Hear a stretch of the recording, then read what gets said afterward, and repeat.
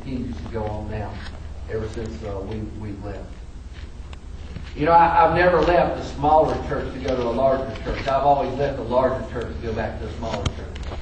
I left that church in Thomasville to come back to this church where I am now when they had 15 people in worship on Sunday morning.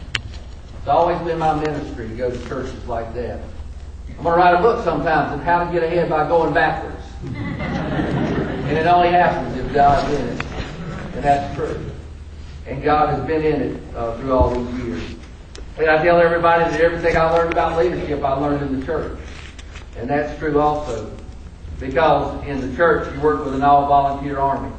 If you can't get folks to catch a glimpse of the vision, if you can't get people to work together, then you're dead in the water. And I can't help but think that that's part of what our country needs, is somebody who will get folks to work together. Some folks catch a glimpse of the vision of what we can be and use those same talents in Congress. Well, in 2004, I began to think about running for the Georgia House of Representatives.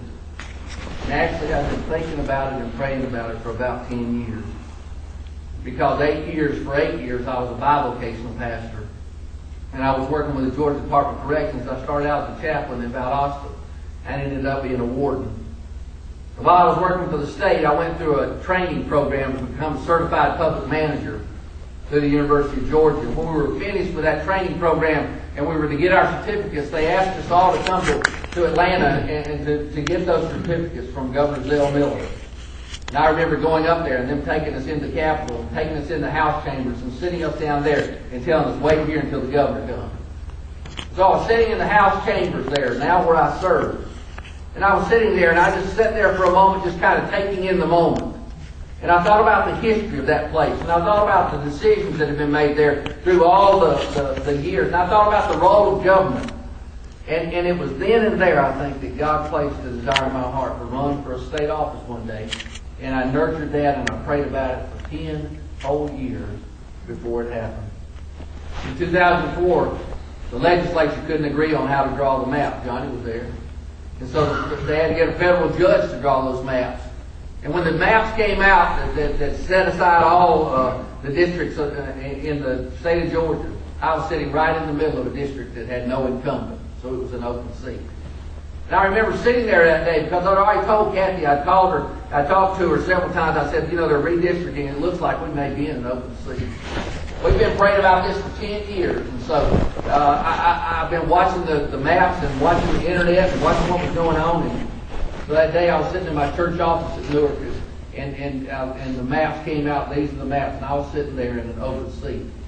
And I picked up the phone. I called Kathy and I said, hey, we're right in the middle of an open seat. We've been praying about this for 10 years. I really believe it's time to run for the state house. And so Kathy said, well, that's good. Let's do it. That's good. Let's do it. And so we decided to. And you know, I didn't know how the church would react. I talked to my deacons. I called them in on a Wednesday and told them to pray for us. And then I called them back on Thursday and I said, come on back. We want to meet. And a couple of them were kind of like, I don't know about this. You know, I don't know about the preacher being, you know, running for office and those kind of things.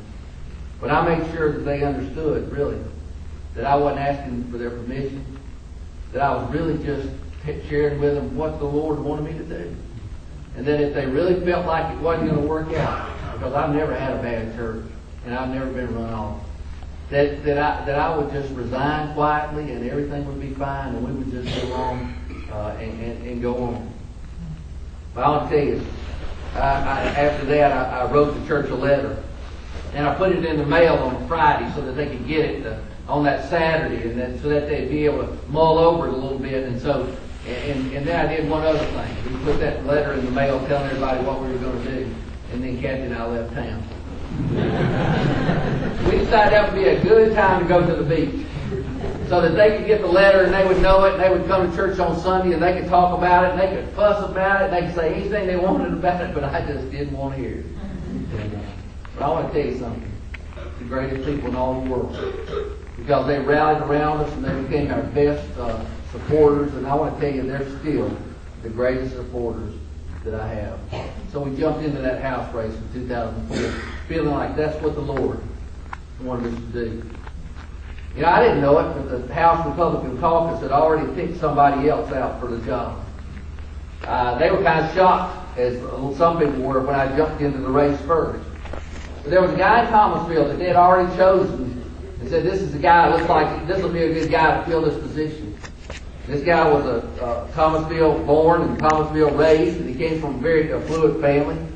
And he made the statement early in the campaign that he didn't think it was going to be a problem because he was just going to have to beat this old preacher from Cooper. He didn't say, he didn't know, saying that to me hearing it, was like saying sick him to a bulldog. Because I want you to know, we simply outworked, and we won that race, that first primary, by 60%. We got 60% of the vote. And then we won the general election with 65% of the vote. We won that race in 2004 for the Georgia House. And then I tell people, we partied down. I mean, as much as you can party in the church fellowship hall, okay? We had a great time, though. And I've been privileged to serve 3 terms and finishing up my last term. And in the Georgia House, I have a reputation for representing the people of my district first. You know, I learned very quickly, if I was going to represent the people that elected me, and that was people in Thomas County and Grady County, then I had to know how to tell the governor no. I had to know how to tell the speaker no. And so through the years, I've been able to do that, and I've continued to do that. And I didn't care whose bill it was, or who it belonged to, or who was pushing. If it wasn't good for the folks that elected me and set me up there to represent them, I didn't vote for it. Which brings me to where I am today, running for Congress. You know, I was in St. Augustine last year, just having a good time with my family. There was about 30 of us. Kathy has 2